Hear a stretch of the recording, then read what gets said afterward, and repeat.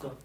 그래서 사실 중심의 객관주의 저널리즘에서 시작된 형식이다라고 얘기했으니까 무슨 말이랑 다르냐면 여기서 정파성이라는 말이랑 반대되는 말인 거지.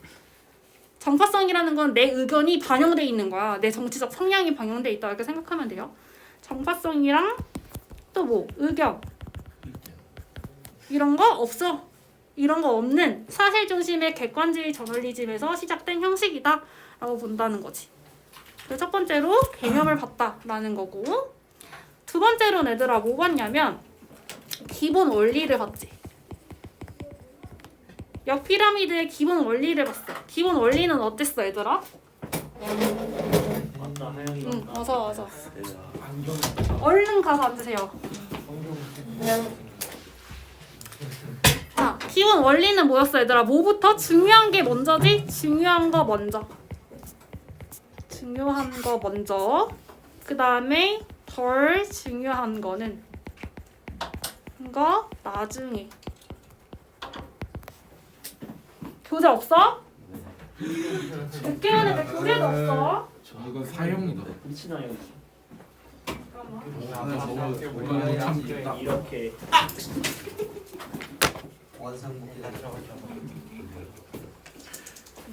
그래 공동재배를 내 하는 거야. 거야. 이건 내 거야. 기본 원희, 아이 미친놈아. 나중희. 아 시끄러. 하나? 하남자 이런 걸로 가.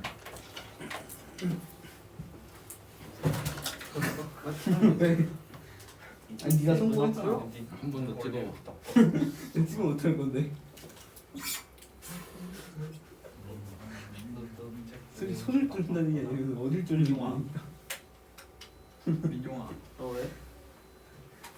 입버리. 이마에다 뜯어놓고 입버리. 주의했다는 기분이. 아 이거 야 뺏고. 응? 자. 내가 빨리 와. 전달이야. 미친놈이네. 내가 피카소처럼 이다 그림 그려줄게. 피카소 일하는. 피카소.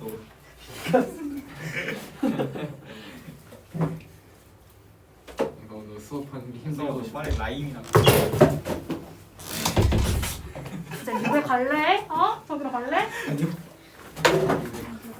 200. 100. 앞에 안 보기만 해봐. 어? 얘는 누가죠? 얘 학교 못 나오는데 일단 다 적었죠? 네 그래서 일단 여기다 그림 그려놓으면 되겠지. 역 피라미드라고 했으니까 이렇게 거꾸로 삼각형 그려놓고 여기다가 중요, 덜 중요 이렇게 써놓으면 되겠지. 중요한 거부터 덜 중요한 걸로 적는다 이렇게 적으면 되겠고,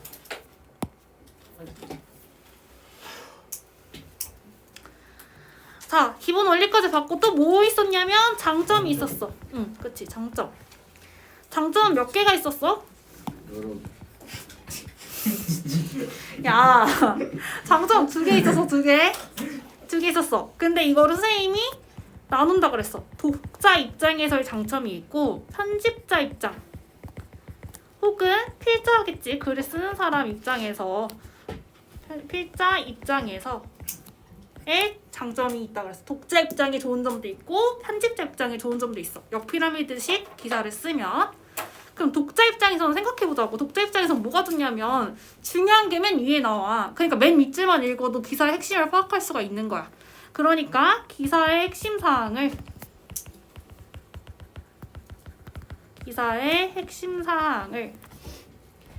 쉽게 알 수 있다는 게 독자 입장에서는 좋아. 이렇게 기사를 쓰다 보면. 그러면 편집자 입장에서는 뭐가 좋냐면 나중에 편집할 때, 기사 편집할 때 뒷부분 다 잘라내도 되니까 좋은 거야. 자, 편집 과정에서 뒷부분을 잘라내도 중요한 내용이 삭제되지 않지. 그러니까 예를 들어서 이 부분을 막 잘라내도 이 중요한 부분은 살아남는다는 거야. 그래서 편집 과정에서 뒤를 싹 다 지워버려도 중요한 맨 첫 문장은 살아있기 때문에 중요한 내용이 삭제되지 않으니까 편집자는 편집하기가 그냥 좋죠. 뒤에 있는 부분 다 날리면 돼. 갈수록 덜 중요하니까. 맨 뒤에 있는 부분부터 지운다는 거지. 그래서 편집자는 그게 좋다라는 거야. 그래서 이런 장점이 있어서 현재는 어떻냐면 역피라미드식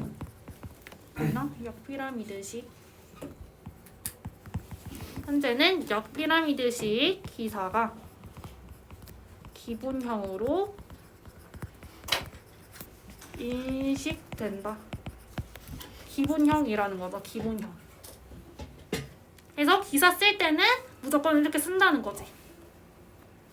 이거 하나당 한 종이에 쓰면 되는 거죠. 어? 이거 한 덩어리에 쓰면 되는 거죠. 한 덩어리에 쓰면 돼요. 4칸으로 나눴으면 그 한 덩어리에 쓰면 돼. 이게 1문단이니까.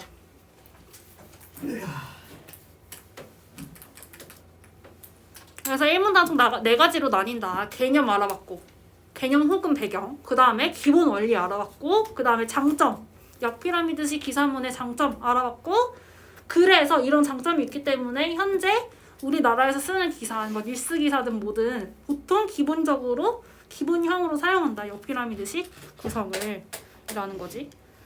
근데 중요한 거는 아마 여기 이런 거 물어볼 거야. 정파성이나 의견이 있지 않다는 거. 역피라미드식 구성을 쓸 때는 보통 기사문은 애들아 내 의견 쓰면 안 되잖아. 기사라는 거는 정확해야 되잖아. 사실적이어야 되잖아. 그러니까 정파성, 의견 이런 거 나오면 뭔가 이상한데? 그치? 생각해야 돼. 주관적 이런 거 나오면. 주관적이거나 그러면 안 돼요. 자, 다 적었지? 그럼 얘들아 다시 교재로 와서 이제 2문단 볼 거예요. 2문단. 자, 선생님 또 파란펜 들어볼게. 자, 파란펜 들어보세요. 파란펜 들어서 2문단에서 뭐가 중요한지 보자. 자, 2문단에는 어디 체크할래 너네? 기본형 기사. 기본형 기사 또 체크해야 되는데 또 결국 2문단에서 얘기하는 게 한마디로 뭐야? 한 단어로. 제목. 그치, 제목이지 얘들아. 제목. 그럼 3문단에서 얘기하는 건 뭐야? 리드. 그치, 리드. 전문 같은 말이래. 전문이라고도 하고 리드라고도 한대. 이렇게 체크하면 되는 거고. 그 다음에 4문단에서는 얘들아 본문. 그렇지. 이걸 어디서 얘기해주고 있냐? 2문단 첫 문장에서 얘기해주고 있지. 이거 얘기한다고. 기본형 기사는, 즉 기본형 기사라는 건 무슨 기사? 얘들아? 그치. 역피라미드 기사지. 왜? 여기서 기사의 기본형으로 인식하고 있다며. 역피라미드 기사를 기본형으로 인식하고 있다며. 1문단의 마지막 줄에서. 그러니까 여기서 기본형 기사라는 거는 역피라미드식 기사인 거고. 자, 역피라미드식 기사는 이제 2문단에서 구성 방법에 대해서 얘기하겠다는 거야. 기사문의 구성이 어떻게 돼 있는지를 보겠다는 거야. 근데 구성이 어떻게 돼 있대? 제목, 리드, 본문으로 돼 있대. 제목, 리드, 본문. 총 3개로 구성되어 있대요. 기사문을 쓸 때는 무조건 제목이 있어야 되는 거고, 그 다음에 무조건 리드라는 게 있어야 되는 거고, 그 다음에 무조건 본문이라는 게 있어야 된다라는 거야. 기사문은 이 3가지가 무조건 있어야 된다는 거죠. 그래서 이제 각각 설명해 주겠다는 거야. 2문단에선 제목 얘기할 거고, 3문단에서는 리드 얘기할 거고, 4문단에서는 본문 얘기할 거야 라고 얘기를 하는 거야. 이 첫 줄을 보고. 자, 그럼 이제 2문단에선 제목 보니까 이제 제목에 관련된 것만 보면 되겠지. 자, 2문단에서 제목이라는 건 뭐냐면 기사의 읽기 방향을 결정한대요. 기사문 보면 얘들아 헤드라인이 있잖아. 맨 위에 두껍게 써있는 그 제목 있잖아. 그걸 통해서 우리는 기사를 어떻게 읽을지를 결정한다라는 거지. 다른 펜 아무거나 들어서 체크하면 됩니다. 위에랑 구분되는 거 아무거나. 읽기의 방향을 결정한대요. 그리고 읽는 사람들, 독자들, 우리는 읽는 사람들이지 보통 기사를 많이 읽죠. 독자들은 대부분 제목을 보고 자신의 관심사에 따라서 기사를 읽을 것인가 말 것인가를 결정한대. 관심사에 따라 읽을지 말을지를 결정한대. 그치? 우리는 막 별로 관심 없는 거 안 읽잖아. 경제가 어떻고 이런 거 안 읽잖아. 연예인이 누구랑 사귄다 이런 것만 읽잖아. 그러니까 관심사에 따라서 제목 보고 누가 누구랑 사귄다 라고 하면 그거 읽는다라는 거야. 그리고 독자들이 기사를 읽고 난 뒤에 기사 내용을 기억하고 못하고도 제목에 크게 좌우된대. 독자들의 기억에도 관련을 짓는다라는 거지. 제목이 뭔가 좀 자극적이면 기억에 많이 남겠지. 근데 제목이 길고 별로 핵심이 없어. 그러면 기사를 다 읽고 나서도 기억이 안 남는다는 거야. 그래서 기억에도 영향을 많이 미치고, 또 제목은 뭐? 기사의 중요도를 가시적으로 보여주는 기준이기도 하대요. 일단 가시적이라는 말이 뭐야? 가시적? 보일 수 있는 거? 그치? 눈으로. 시각적이라고 생각하면 돼. 시각적. 눈으로 볼 수 있다는 거야. 가시적으로 보여준대요. 중요도를. 그게 중요한지 안 중요한지를. 그러면 그 기준이 어떻게 돼? 어떻게 되냐면 알려주죠. 큰 활자 첫 번째. 기준이 큰 활자. 활자가 커. 제목이 커. 만약에 우리가 신문을 딱 받았어. 근데 제목이 커. 그럼 제목이 제일 큰 게 제일 중요한 기사라는 거야. 그래서 큰 활자일수록 중요하다라는 거야. 그러니까 눈으로 볼 수 있지. 글자 크기 제일 큰 거 고르면 걔가 중요한 거니까 가시적으로 보여주는 기준이 되는 거지. 제목이 크면 클수록 중요한 거니까. 그리고 지면에서 저기 있죠. 지면에서 제목이 차지하는 공간의 비중 또한 간단히 넘길 일이 아니래. 지면이라는 건 종이면이잖아. 종이가 만약에 이렇게 있어. 이게 지면이야. 지면인데 만약에 제목이 있다만 해. 여기 다 차지해. 그러면 더 중요하다는 거야. 왜냐면 제목이 크니까. 제목이 크면 무조건 중요한 거니까. 그래서 여기서 뭐라고 얘기하냐면 지면에서 제목이 차지하는 공간의 비중을 통해서도 우리는 중요도를 알 수 있다는 거야. 활자의 크기를 통해서도 알 수 있고 지면에서 제목이 차지하는 공간의 비중. 그 기사가 이렇게 있는데 그 기사가 중요하면 그 내용보다 제목이 더 클 수도 있다는 거야. 내용은 요만큼인데 그 제목은 요따만하게 크게 작성할 수 있다는 거지. 그래서 지면, 그 신문 같은 데서 제목이 차지하는 공간의 비중 또한 간단히 넘길 일이 아니다 라고 얘기하면서 예시를 들어줘요. 자, 여기서부터는 예시지. 예를 들면 스포츠 신문 같은 거 보면 일면 기사, 일면 얘들아 제일 중요한 것들이 맨 앞장에 나오잖아. 일면 기사는 제목이 차지하는 비중이 기사 분량의 67%에 달한다. 그럼 얘들아 이게 기사면은 요만큼이 다 제목이라는 거야. 이만큼 67% 50%반 이상이지? 반 이상이 다 제목이야. 그래서 그만큼 중요할 때는 제목이 더 많을 수도 있다라는 거지. 종이면의 비중을.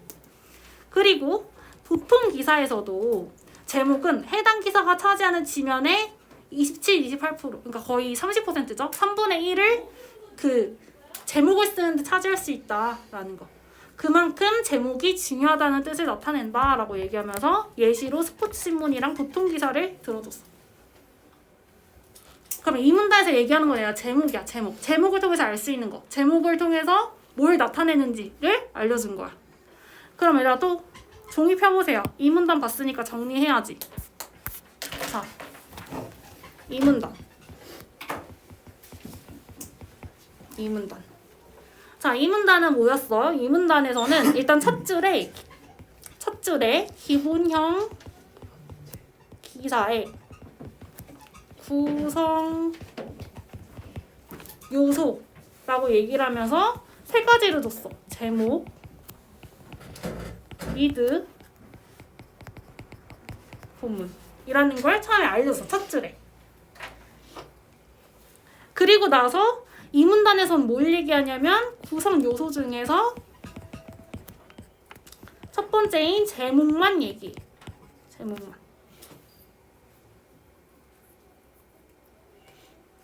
그리고 여기서 기본형 기사라는 거는 아까 앞줄에서 말했지만 몇 피라미드식 구성을 가진 기사를 얘기한다.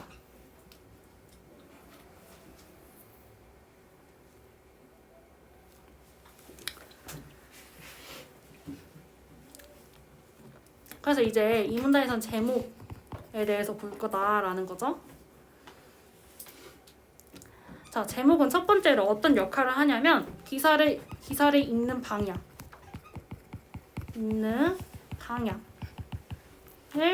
결정해준다. 그러니까 읽는 사람들은 그 제목만 보고도 이 기사를 어떻게 읽어야겠다라는 게 느껴진다라는 거지. 두 번째는 제목만 보고도 뭘 결정해? 기사를 읽을지 말지 결정해. 제목이 끌리면 내 관심사에 따라서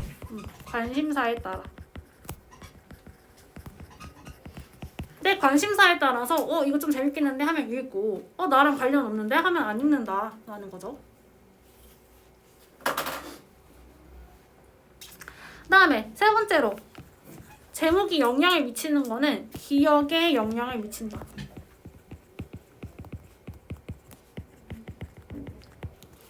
제목이 자극적이면 기사를 다 읽고 나서도 기억이 나는데 제목이 자극적이지 않으면 기사 다 보고 나서도 기억 안 나는 거야. 그래서 독자가 읽고 나서의 그 기억에도 영향을 미친다.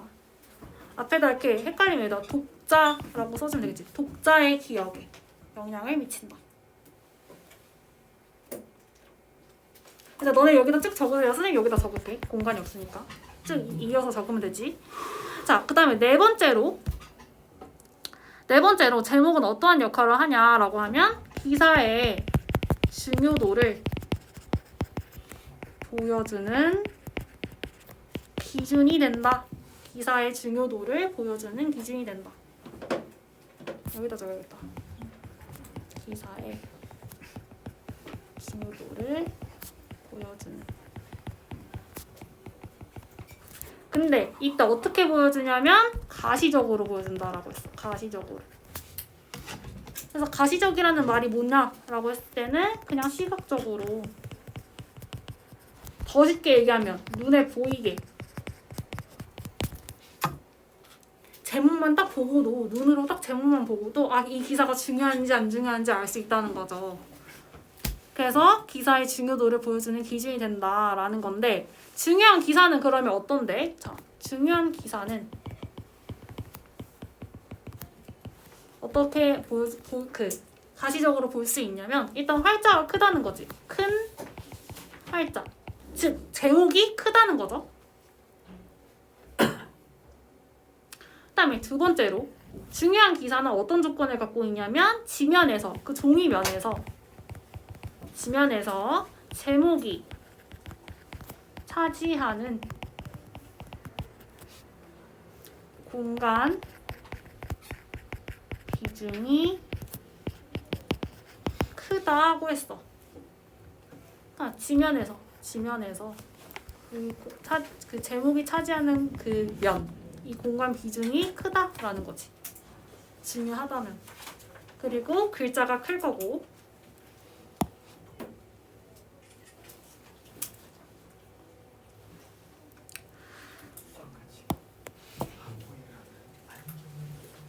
그래서 여기선 예시를 뭐를 들어줬냐면 스포츠 기사, 그 다음에 보통 기사를 예시로 들어줘. 예시를 사용해서 스포츠 기사랑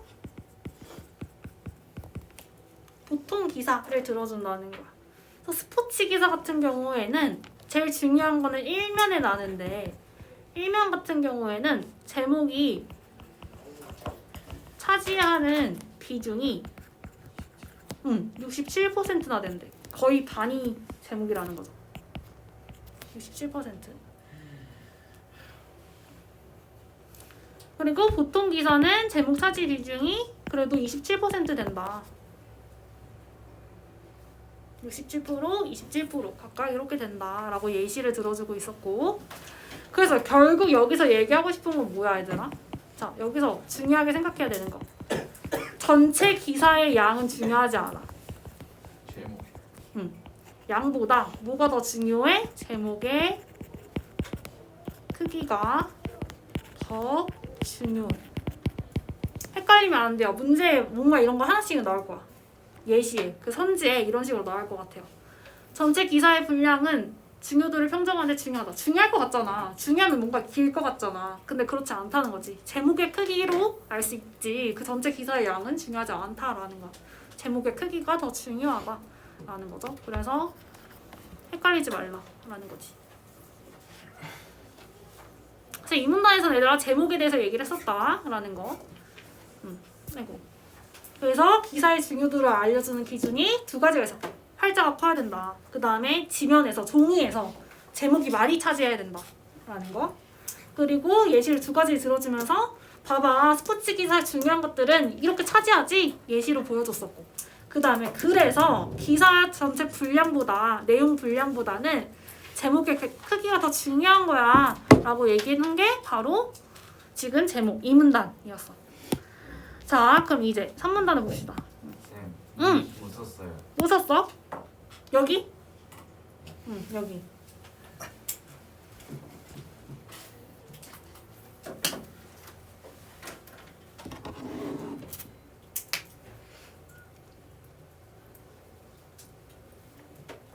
다 썼어요. 받았어 다른 친구들도? 좀 더 기다려줄게.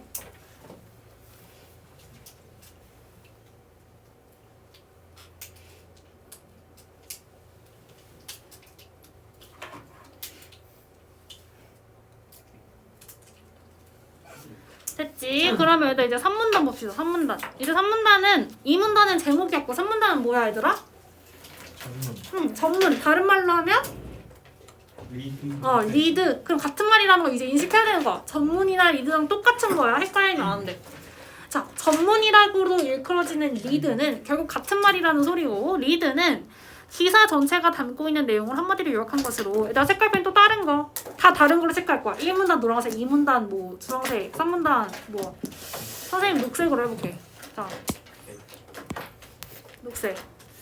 들어서 해보면 리드는 뭐라고 하냐면 기사 전체 내용을 담고 있는 한마디를 요약한 거. 기사 전체가 담고 있는 내용을 한마디로 요약한 것이다.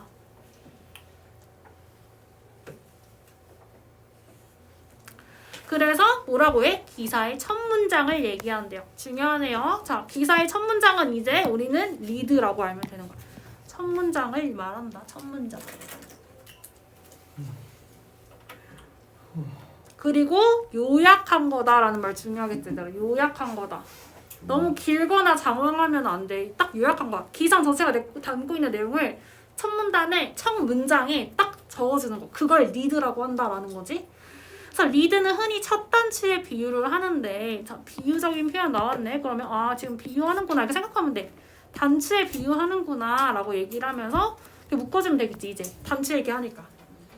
옷을 입을 때 첫 단추 잘못 끼우면 다른 단추들 다 이제 어긋나잖아. 그거인 것처럼 기사도 리드를 잡지 않으면 기사의 내용들이 모두 제자리를 찾지 못할 수 있다. 그런다는 점에서 첫 단추다. 왜냐면 첫 문장이니까 첫 문장이 잘못되면 어긋나면 뒤에 있는 문장들 다 엉망된다는 소리죠.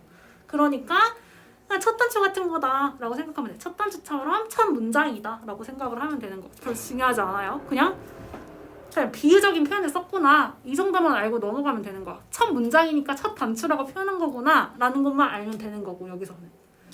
그 다음부터 여기서부터 이제 중요하지. 자, 리드에는 글 쓰는 사람이 그 기사에 부여하는 의미와 중요성이 축약되어 있고, 자 일단 체크해봐. 축약되어 있고까지. 자, 리드에는 글 쓰는 사람, 자 다른 말로 하면 필자. 우리는 글 쓰는 사람 기니까 그냥 필자라고 해보자. 자, 필자. 필자 입장에서는 그 기사에 부여하는 의미와 중요성이 축약되어 있고, 축약이라는 건 줄였다는 거지 얘들아. 압축적으로 축약되어 있어. 그러니까 내가 적고자 하는 제일 중요한 말, 이 기사에서 제일 중요한 말을 이 리드에다가 압축적으로 적는다는 거야. 누가? 글 쓰는 사람이. 의미랑 중요성이 제일 압축적으로 잘 드러나 있는 부분은 여기 전문인 거지. 리드인 거지. 그리고 또 독자가 기사를 어떻게 읽어야 하는지에 대한 방향성을 제시하고 있다라고 얘기해요. 자, 그러면 이거는 누구 입장이냐면 독자 입장이야. 얘들 헷갈리면 안 돼요. 독자 입장. 다른 거야. 필자 입장에서는 내가 제일 중요하다고 생각하는 걸 압축해서 적는 거고. 그러면 그걸 본 독자는 어때? 아, 이거에 대해서 중요한 거 이거 얘기하는 거구나 라고 얘기하면서 내가 읽는 방향성을 잘 파악할 수 있다는 거야. 방향성. 그래서 독자는 기사의 방향이 어떻게 가는지를 잘 파악할 수 있는 거고, 필자는 내가 제일 이렇게 중요한 거를 여기다 적어야 되는구나 라는 걸 파악할 수 있다라는 거지. 그래서 리드를 통해서 필자와 독자가 얻을 수 있는 게 다르다. 잘 판단하고. 그래서 독자는 리드를 읽음으로써 글의 흐름, 요지를 모두 짐작할 수 있다. 방향성을 파악하니까 흐름, 요지 모두 짐작할 수 있겠지. 독자는 모두 짐작할 수 있다. 리드를 읽음으로써. 제일 중요한 내용이니까 얘들아. 전체적인 기사의 흐름이나 요지 이런 거 파악할 수 있는 거죠.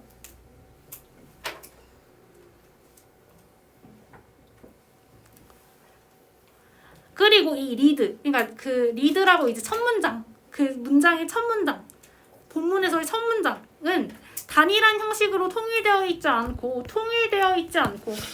단일한 형식이 아니래. 통일되어 있지 않대.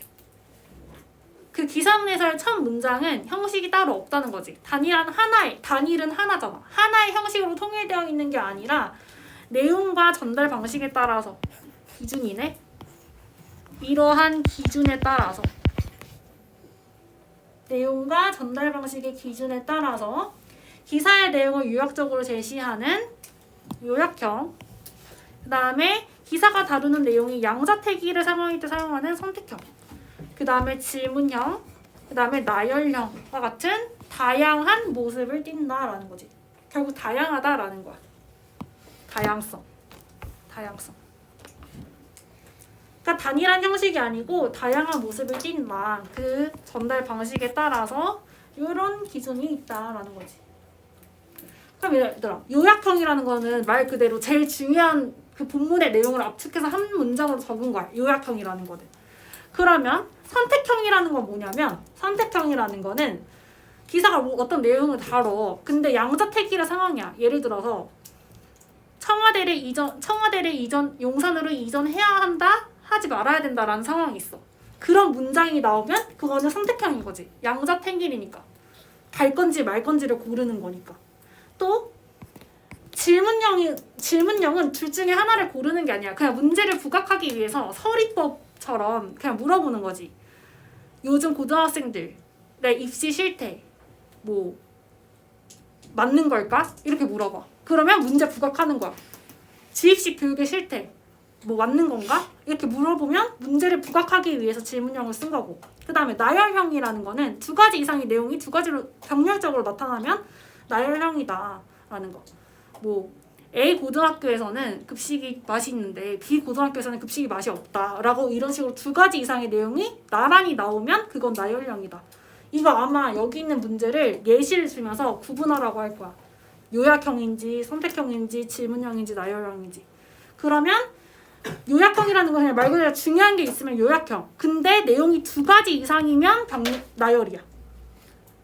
중요한 내용이 하나면 요약이고, 그게 중요한 내용이 두 가지 이상이야. 뭐 우리 학교랑 다른 학교를 비교한다거나 아니면 우리나라랑 다른 나라를 비교한다거나 이런 식으로 두 가지 이상이 나오면 나열형.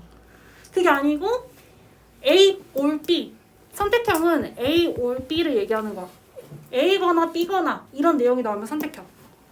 그 다음에 질문형은 그냥 서리법이라고 생각해. 강조하는.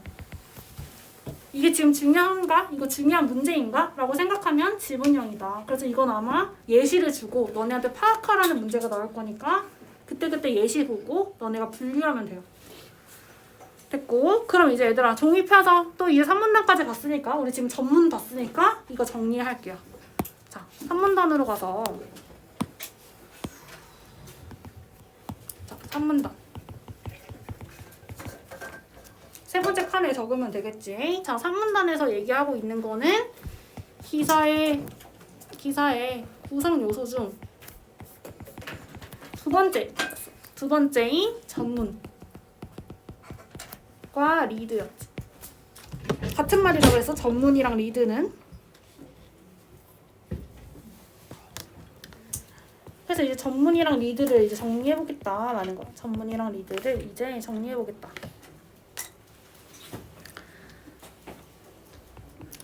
자, 첫 번째로 전문이라는 거 뭐라 그랬냐면 기사 전체 내용을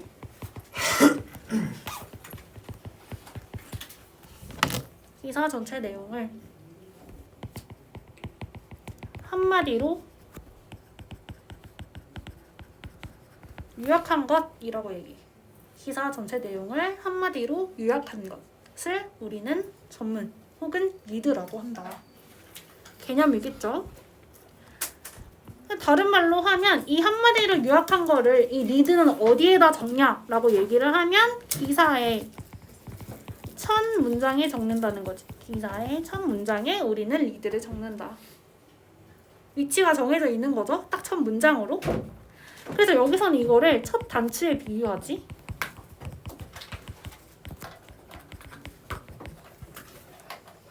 너네들 이렇게 물어볼 수도 있지. 이 글에서는 독자의 우리의 이해를 돕기 위해 비유적인 표현이 쓰였다라고 하면 맞는 거지. 지금 이 첫 문장을 첫 단추에 비유를 했으니까.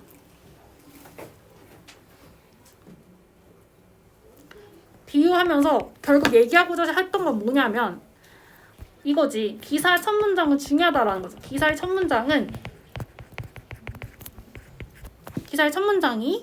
전체 내용에 영향을 미친다.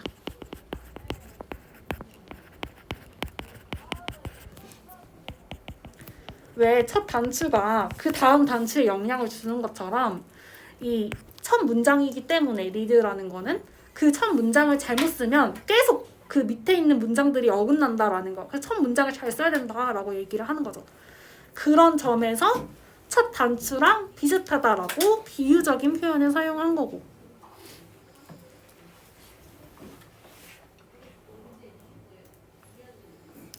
자, 그러면 다음으로 세 번째 보면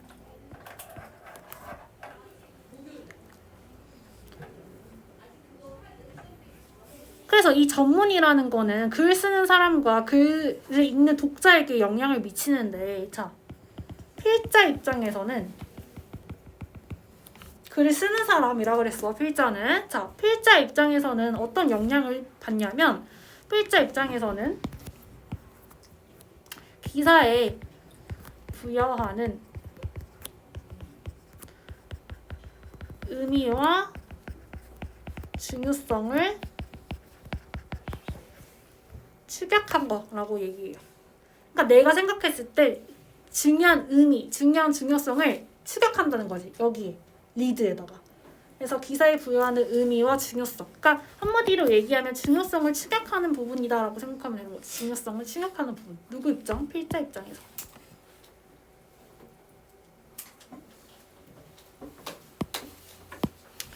그리고 독자 입장에서 리드는 뭐야? 읽는 사람 입장에서 기사문을 딱 봤을 때 그 기사의 첫 문장은 어떤 걸 의미하냐면 기사를 어떻게 읽어야 되는지, 기사를 어떻게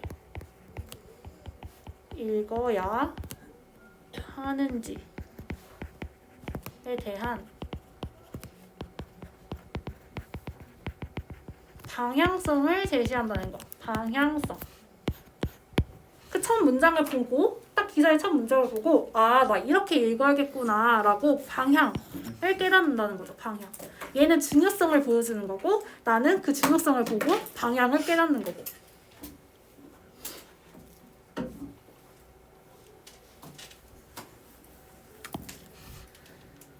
그래서 방향성을 제시해주니까 어때? 글의 흐름이나 전체적인 흐름이나 요지, 중요한 부분을 짐작할 수 있는 거지. 어디만 보고? 문장의 첫 문장, 리드만 보고도 아, 이거에 대해서 얘기하는구나, 이게 중요하다는 거구나 라는 거를 알 수 있다는 거죠.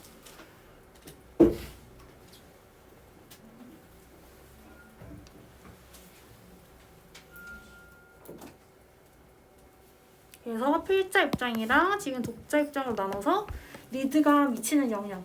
필자 입장에서는 중요성을 얘기하는 부분. 독자 입장에서는 어떻게 읽어야 되는지에 대한 방향성을 알 수 있는 부분. 그래서 글의 흐름이나 요지를 짐작할 수 있는 부분이다. 방향성을 알 수 있으니까 제일 중요한 부분을 알 수 있다 라고 얘기를 하는 거지.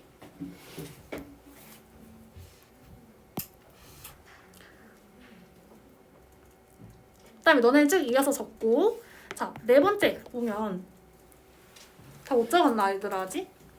적었어요. 3번까지 일단 적고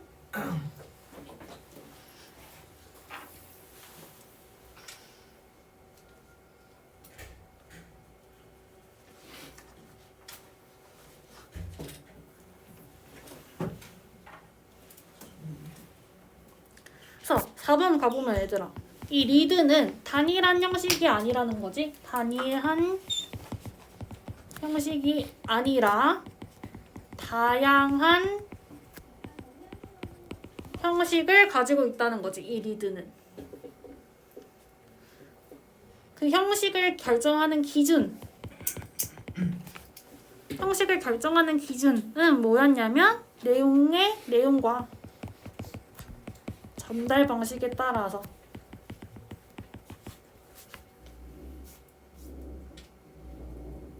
이거 내용이나 전달 방식에 따라서 형식을 바꾼다는 거야. 이렇게 적용한다라고 얘기를 하는 거죠.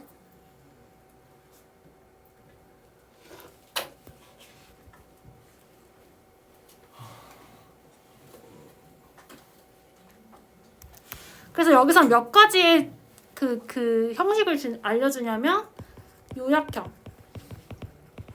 첫 번째 요약형, 두 번째 선택형, 세 번째 질문형,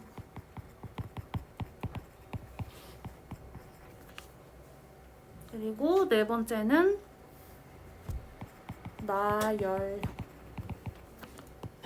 요러한 다양한 형식이 있다는 거지. 다양한 형식이 있다. 다양한 형식이 있는데 요약, 선택, 질문, 나열 이렇게 있다.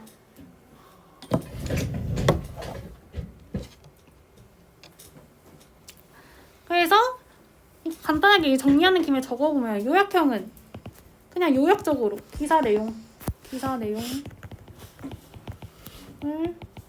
요약적으로 적으면 요약형인 거고 전문을. 그 다음에 전문 리드를 만약에 선택하는 걸로 둘 중에 하나를 선택하는 거지. A or B로. 즉 뭐라고 정리할까? 양자택일. 상황에 대해서 언급돼. 이거냐 라는 식으로 물어보면 선택형인 거고.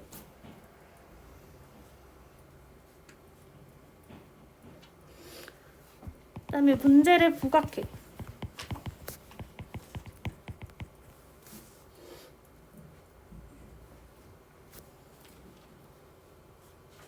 예를 들어서 이건 그 선생님이 적은 예시야. 뭐 예를 들어서 주입식 교육은 올바른 교육인가? 이게 첫 문장이야. 그러면 주입식 교육이 문제라는 거를 지금 문제를 부각하는 거지. 이런 식으로 첫 문장이 나오면 아 이거 질문형이구나 이렇게 생각하면 된다는 거야. 그 다음에 나열형이라는 건 두 가지 문제가 나와야 된다는 거야. 두 가지 이상의 문제를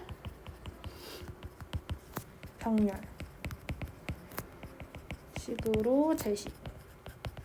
뭔가가 두 가지가 나온 것 같다라고 하면 그냥 나열형이라고 생각하면 돼요. 그래서 요약형이랑 나열형을 잘 구분해라 라고 얘기했고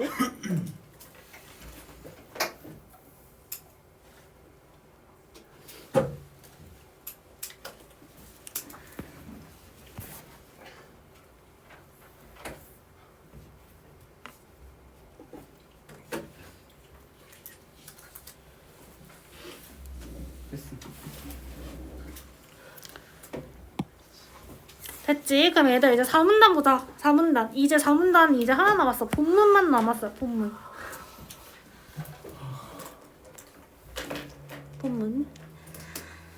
자 이제 본문 너네가 잘 알고 있는 그 기사 내용 나오는 부분인 거죠. 자 그래서 제목과 리드를 제외한 기사의 나머지 부분을 우리는 이제 본문이라고 한대.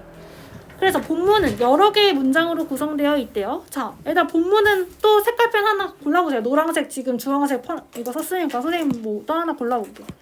파란색은 안 되지. 파란색은 중요한 거 하는 거니까. 이거 아니면 핑크색 아니면 보라색으로 하세요. 핑크색 아니면 보라색으로. 자, 색깔 하나 표시해서 자, 4문단 보면 본문을 볼 건데 본문은 당연히 얘다 당연한 거지만 체크 해보면 여러 개의 문장으로 되어 있다라는 거고 여러 개의 문장. 이렇게 흔히 봤는 여러 개의 문장. 당연히 한 문장으로 끝나지는 않겠지. 그러니까 본문이니까 여러 개의 문장인 거고. 그다음에 리드가 첫 문장이었는데 그거를 뒷받침하는 구체적인 문장, 그 구체적인 사실들을 이제 단락별로 제시한다라는 거죠.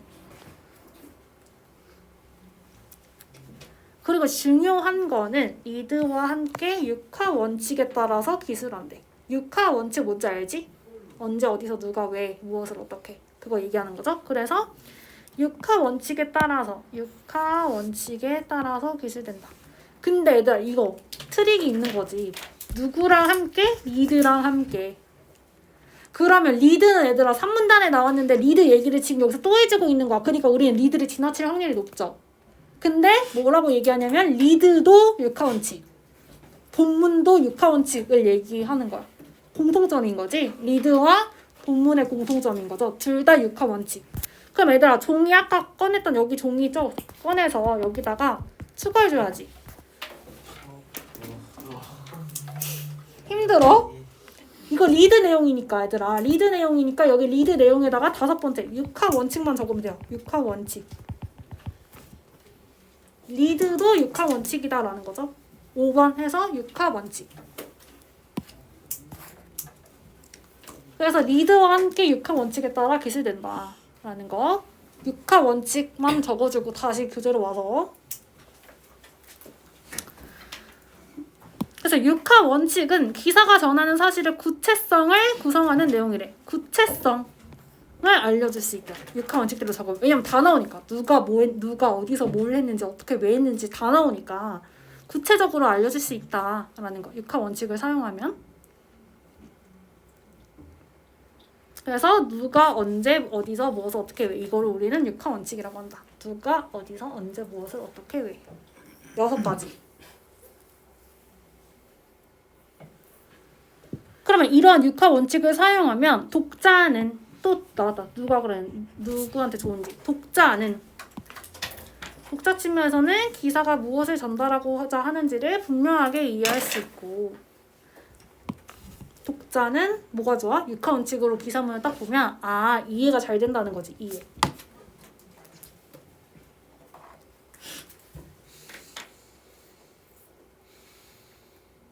그래서 독자는 이해가 잘 되고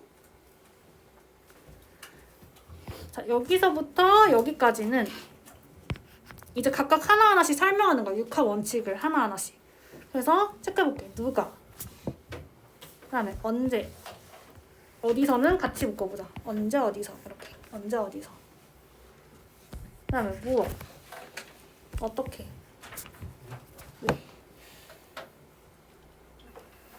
그래서 육하 원칙을 설명해주고 있는 거예요. 이만큼은 어려울 거 없죠. 마지막 문단은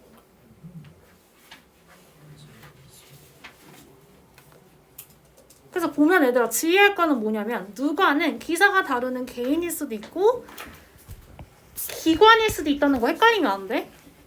뭔가 누가라고 하면 개인일 것 같잖아. 기관은 뭔가 못 나올 것 같잖아. 근데 기관도 단체 혹은 단체일 수도 있다라는 거. 그냥 행위의 주체이기만 하면 된다라는 거지. 누가는.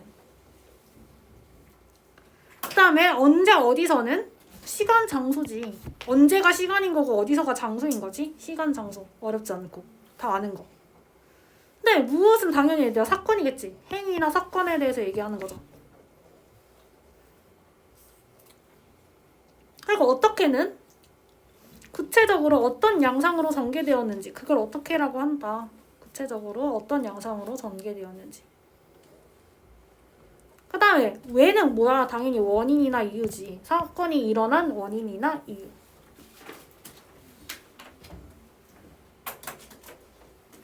그리고 왜는 좀 자세히 봐야 되는 게 왜 같은 경우에는 구체적인 이해를 도모하기 위해서 보도의 원인이나 이유를 알려주면서 보도 내용에 대한 구체적인 이해를 알려주기 위해서 이제 쓰는 건데 이때는 주관적인 관점이나 입장이 드러나는 경우가 많대요. 주관적인 관점이나 입장이 드러나는 경우가 많대요. 그럼 얘들아, 우리 저번 시간에 그런 거 봤어. 비판적으로 읽어야 된다. 이런 거 봤었어. 그러면 주관적이니까 글을 쓰는 사람이 자기 생각을 조금 섞을 수 있다는 거야. 왜 이 부분에는. 그러면 독자는 여기다 적어봐. 독자는 비판적으로 읽어야지. 비판적으로 판단하면서 읽기 해야 된다는 거. 지금 얘가 글을 쓰는 애가 한쪽으로 치우쳐져 있는 건 아닌가? 왜 일어났는지에 대해서 너무 한쪽으로 치우쳐져 있는데? 이거 얘 좀 잘못됐는데? 라고 파악하면서 읽어야 된다는 거. 무조건적으로 다 읽으면 안 되고 이 왜 부분은. 왜냐면 주관적이니까. 사실이 아닐 수도 있다는 거지. 그냥 그 글을 쓴 필자의 개인적인 생각일 수도 있다는 거지. 그러니까 비판적으로 읽어야 된다라는 거야. 그리고 마지막으로 분석 기사나 해설 기사에서는 왜에 대한 요소를 많이 쓴다. 분석 기사나 해설 기사에서는 왜에 대한 내용을 다른 기사보다 많이 쓴다 라고 얘기하고 있죠.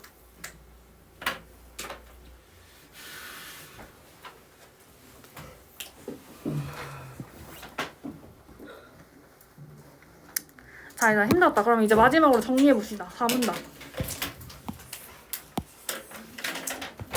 4문단. 자, 4문단에서는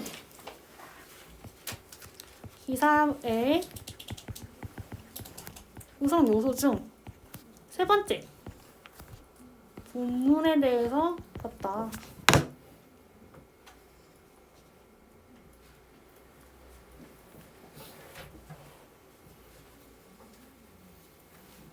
그래서 이제 본문 정리하겠다는 거죠. 자, 정리해보면, 자, 첫 번째로 본문은 여러 개의 문장으로 구성되어 있다. 당연하지, 글이니까.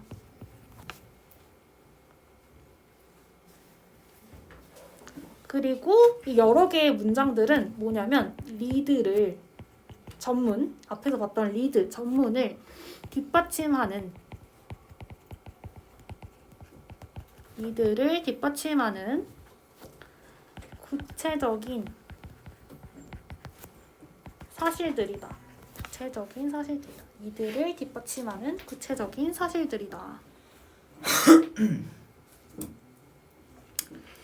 그리고 중요한 거였죠. 기술은 방법, 기술 방법. 그러니까 글을 쓰는 그 방법은 6화 원칙에 따라서 글을 써야 된다. 6화 원칙.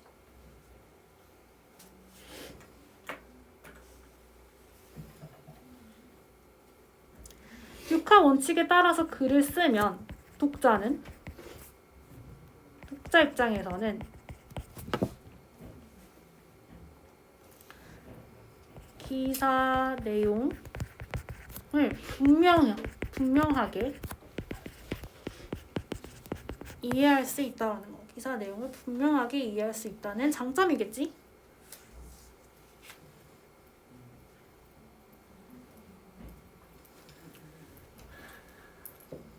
그리고 6화 원칙을 쓰면 사실을 구체적으로 쓸 수 있다라고 하기 때문에 사실의 구체성을 드러낼 수도 있다. 6화 원칙은 사실의 구체성을 알려주기도 한다. 그래서 6화 원칙에는 6가지가 있는데, 자, 적어보세요. 누가 언제, 어디서, 무엇을, 어떻게, 왜. 이 6가지가 6화 원칙이다.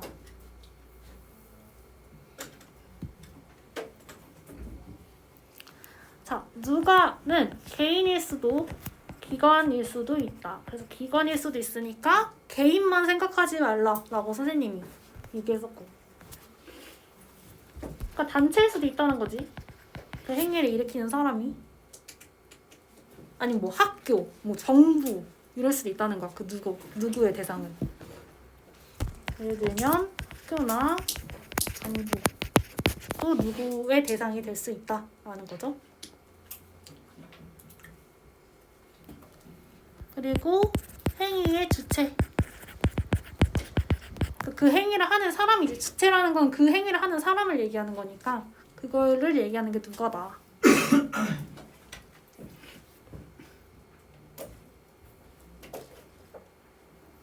그 다음에 언제는 간단해. 시간만 적으면 돼요. 시간을 나타내는 거. 언제는 시간. 왜? 뭐 달라고? 언제는 시간. 그 다음에 어디서는 장소. 어디서는 장소. 저거 뭐예요? 어디? 행위. 행위의 주체. 주체.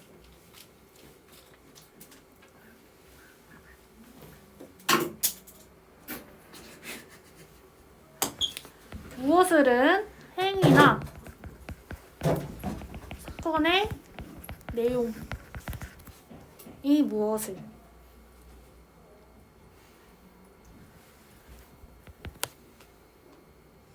어떻게는 구체적인 전개 양상. 그 사건이 어떻게 이렇게 어떤 방향으로 전개되고 있는지를 쓰는 게 어떻게다.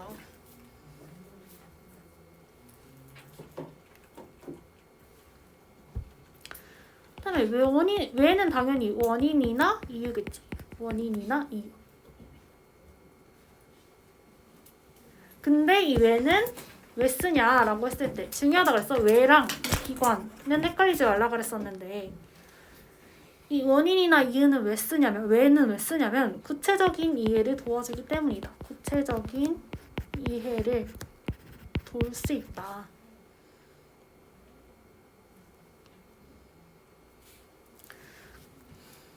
대신 주관적인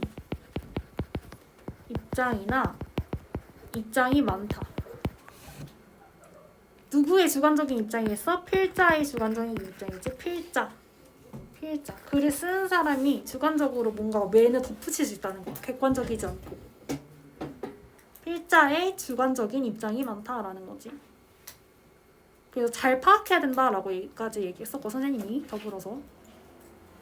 그리고 세 번째로 분석 기사나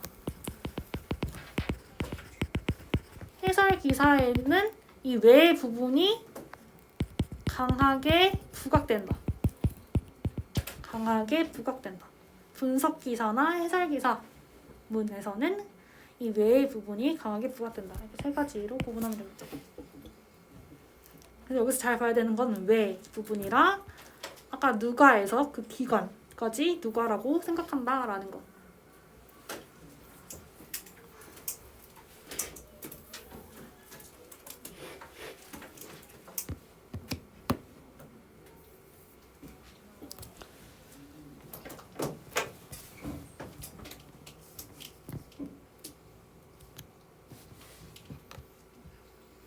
다 적었어 얘들아?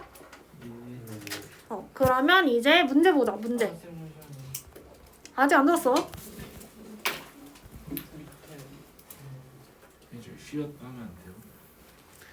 나 쉬었다 할 시간이 없는데 우리 나가야 될 게 엄청 많은데. 그래 지금 정신 차려. 나이스. 다 했지? 얘들아 그럼 이제 문제 보자. 문제 1번 너무 쉬웠어. 미끌에 대한 설명으로 가장 적절한 거 몇 번이야? 이거 그치? 중심 화제가 뭔데 얘들아? 중심 화제 뭔데? 한마디로 얘기하면 역피라미드식이지. 역피라미드식 구성. 그거의 구성 요소 뭐뭐 있었지? 구성 요소 뭐뭐 있어? 제목 리드 그치? 제목, 리드, 본문 봤었죠. 그리고 각 개념 특징 설명하고 있으니까 2번이다. 나머진 나와있지도 않으니까 너무 쉬웠고. 그 다음에 2번 문제 보면 보기가 나와있고 이런 식으로 얘들아 문제 나올 거야. 분명. 이런 식으로 기사 주고 너네한테 그 분석하라고 할 거야. 그럼 분석할 줄 알아야 돼요. 자, 분석해봅시다. 일단 맨 윗줄은 뭐겠어? 기업들 국내 등지고 해외로 눈 돌려. 이거 뭐겠어? 구성 요소 중에서 뭐겠어? 제목. 그럼 그 밑에는? 이건 제목이야. 그럼 이거는?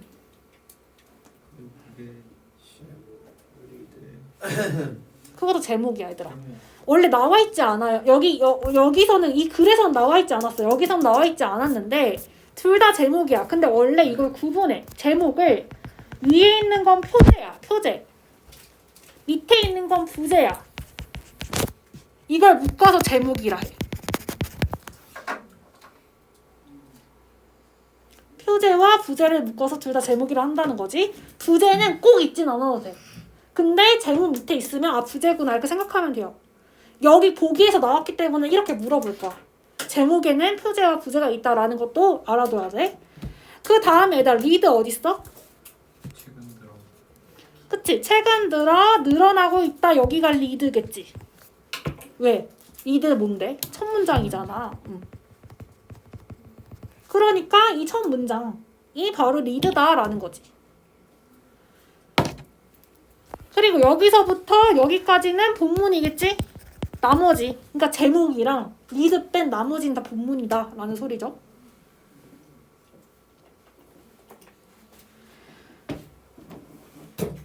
자, 그렇게 보고 나서, 이렇게 구분하고 나서 이제 1번 봐볼게. 자, 역피라미드식 구조를 지니고 있어서 기사 앞부분의 내용을 통해서 기업들의 해외 투자 증가가 기사의 핵심 내용임을 알 수 있다.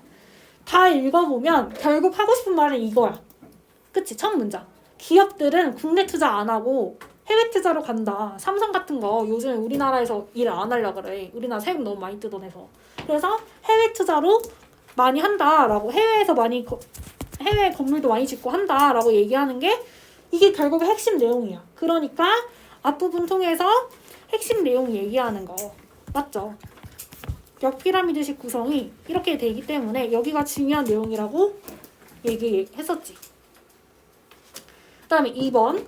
기업의 해외 투자와 국내 일자리 감소에 관계에 관심 있는 사람들은 그러니까 이런 내용들에 관심 있는 사람들은 표제랑 부제, 제목 보고 기사를 읽을 가능성이 크다고 할 수 있다. 그쵸? 관심 있으니까 제목 보면 이거 나한테 좀 도움되는 기사겠는데? 하고 읽겠지. 관심 있는 사람들은. 제목만 보고도 읽을지 말지 결정한다 그랬잖아, 아까. 그 다음에 3번. 언제 어디서 누가 무엇을에 초점을 맞춰서 이거 뭐야? 언제 어디서 누가 무엇을? 육하원칙. 육하원칙에 맞춰서 나열형 리드를 제시해서 독자들이 기사의 성격을 판단하게 하고 있음을 알 수 있다. 육하원칙에 맞춰서 썼나 보자. 리드를 보고 언제 나와 있어 얘들아 리드에? 여기 첫 문장에 언제. 최근 들어. 그치? 최근 들어 언제야 언제. 최근 들어 언제. 그 다음에 또 어디선 나와 있나 어디서?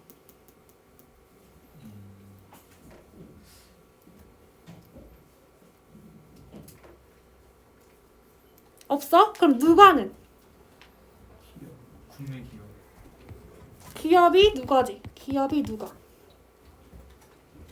최근 들어 기업들의 국내 투자는 그러면 무엇을은? 해외 투자.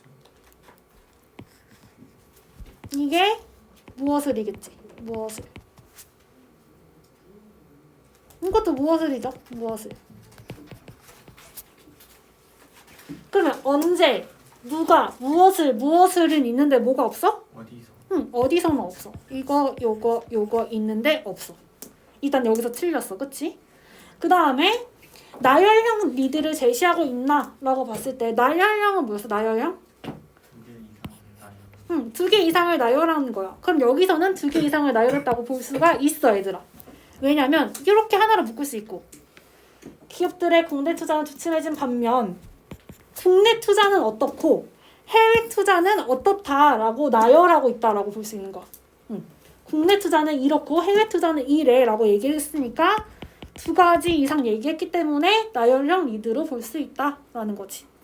그럼 나열형 리드는 맞지만 결국에는 어디서가 없기 때문에 답은 3번이 틀린 거니까 3번으로 골라줘야 되는 거죠. 그럼 얘들아 이건 나열형 리드가 아니지 얘들아. 잠깐만. 나열형 리드? 라고 볼 수 있나? 헷갈리는데?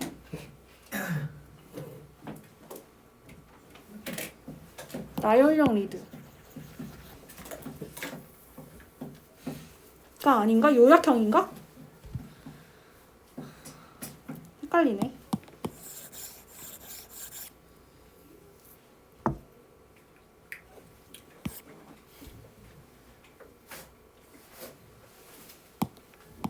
본문을 읽어보면 얘들아 나갔다. 꼭 이럴 때 나가. 나 본문을 읽어보니까 이거 나열형 아닌 것 같아. 자, 본문 읽어볼게. 기업들의 국내 투자, 이건 리드고 그 본문 읽어보면 땡땡과 같은 대기업은 물론이고 중소기업들도 해외 투자를 하고 있다. 국내 제조업체는 이렇게 두었고 사실 이와 같은 기업들도 늘고 있는 추세이다. 해외에 생산 공장을 두는 게 이와 같은 사실은 국내 일자리가 줄어드는 것을 나타낸다라고 얘기하면서 지금 계속 제목과 똑같이 국내는 등지고 해외로 눈 돌리는 내용이 쭉 나와. 그럼 이거는 나열이 아니고 선생님이 봤을 때 요약형 같은데? 얘들아? 응. 여기다가 나열형 X 여기다가 요약형이라고 적으세요. 요약형. 이거 문제 나오면 어렵겠는데?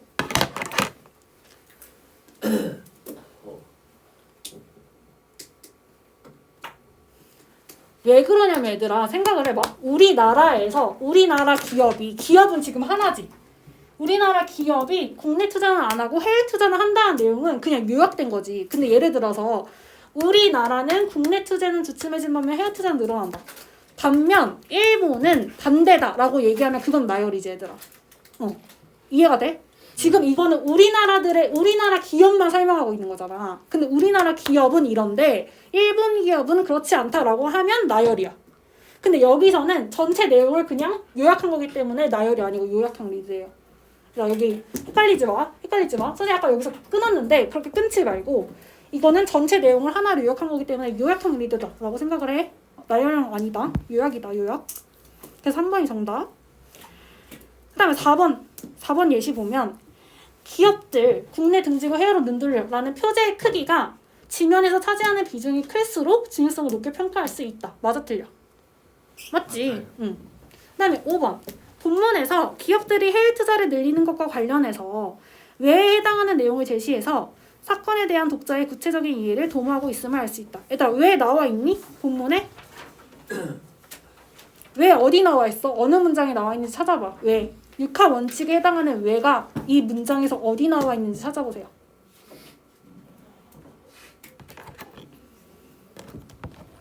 어디 나와 있어?